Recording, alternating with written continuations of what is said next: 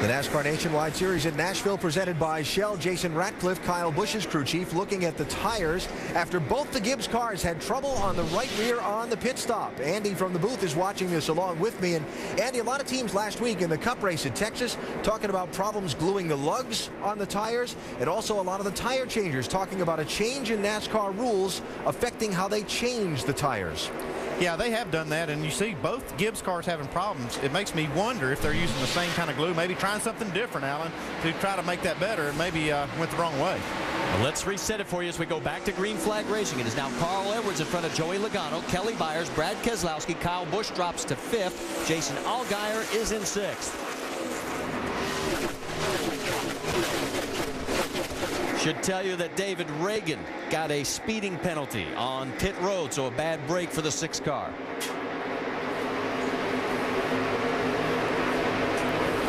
Look at Busch. Kyle trying to get underneath the 42 and has him. Meanwhile, Justin Allgaier is a battle for 6 with Mike Bliss in the 1.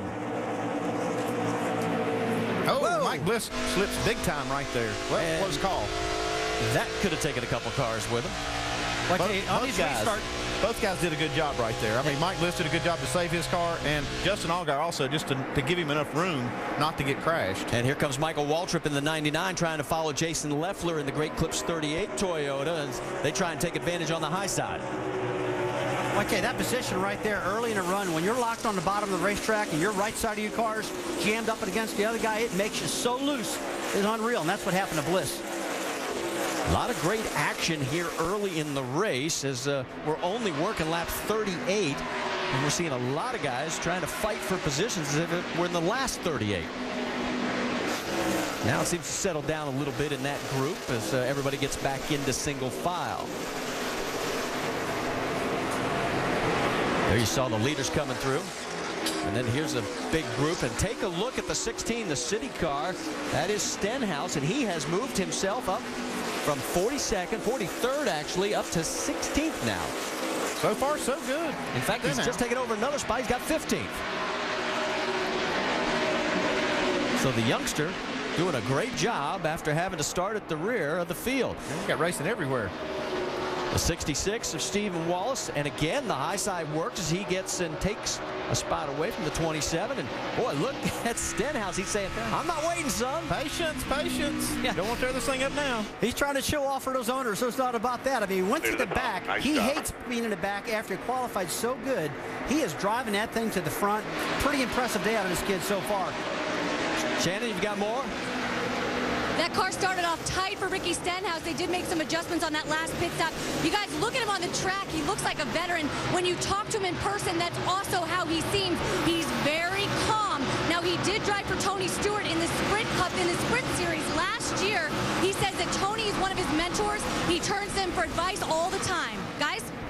And he has moved up, as you see on this graphic, 29 positions so far. He is up to 14th. Let's go back to the front of the field because the top 3 have got themselves a little battle brewing. As you can see, Carl Edwards has about a half a car length on Joey Logano, and Kelly Byers, last few laps, guys, has actually been quicker than the first 2. He's right there with them. I'm telling you, that 33 car has been strong all year long. They got that win at Bristol with Kevin Harvick back there. Last week with Tony Stewart in the controls, they came back second. Kelly Byers, they hadn't lost a thing with Kelly Byers in that car. How about it, Dave? Well, this is great for him to get back together with crew chief Ernie Cope, who he worked with in the truck series at JTG Racing. And Ernie was the one who put him in direct contact with Kevin Harvick about the time Daytona in February came around. As he tracks these guys down, Kevin was the one who was supposed to run this race, but he decided to give this youngster a shot, and it's great to see him driving to his potential. And while these 3 keep going, they're trying to pull away from 4th place. Brad Keselowski, there is a full second between 3rd and 4th place. There you see what the gap is.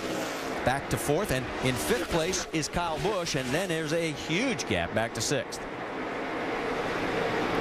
It was pretty impressive how Brad Keselowski has had another bad qualifying run and drove this thing back up to the 4th position. We've been seeing this week after week, and I know he doesn't want to qualify bad like he's been doing, but he's making the best of it.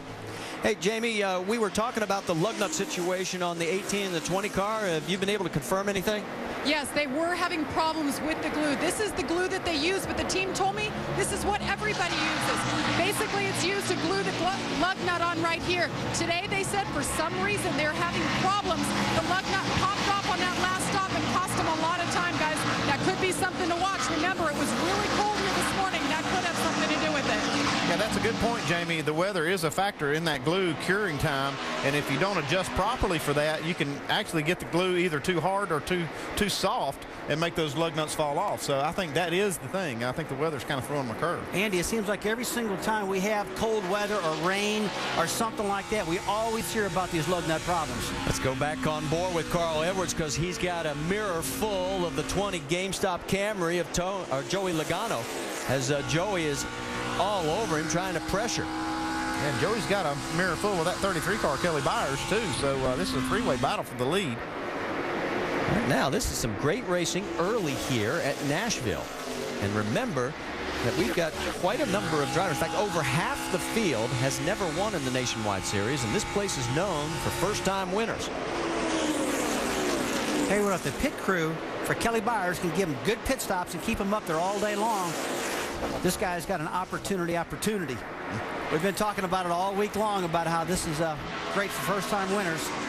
He's got himself in position right now. Of course, Carl Edwards has won here at this track 3 times, 5 times total in 25 events on concrete, which is a pretty darn good win percentage in anybody's book. See Keselowski now moving up there to 4th, put a little pressure on that 33 car. Yeah, and he is bringing Kyle Busch along with him, although he's a little bit further back. But both those cars are trying to make this a 5-way battle. Tell you what, Joey's got that nose just right up under the back of Edwards, right in the corners, and that'll make your car big time loose. And Edwards was talking about how he was free up off the corners, and it looks like they've helped the car a little bit, but they just can't shake Logano. It looks like Carl's fighting a little bit harder for that lead. You know, he wants to try to keep it now instead of giving it up like he did earlier. I think he wants to keep that air on the nose of that car. Dave, you've got more on Logano? Yeah, and one of the things they wanted to improve in that race car was the early run. He said, I want it to be just a little bit freer at the start of the run. And you can see he's been able to hang with his 60 car with just that slight air pressure adjustment they made since the green came back out. Well, he has given Carl all he wants. Looking underneath him as they head for the stripe is who's going to lead this lap, and it's going to be Logano. So he takes over and got another lead change. It'll be our 3rd between these two guys, and he's trying to put a little space between them now.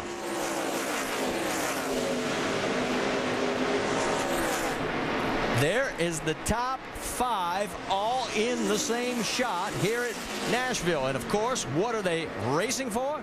It is that Gibson guitar, one of the best trophies you could ever imagine.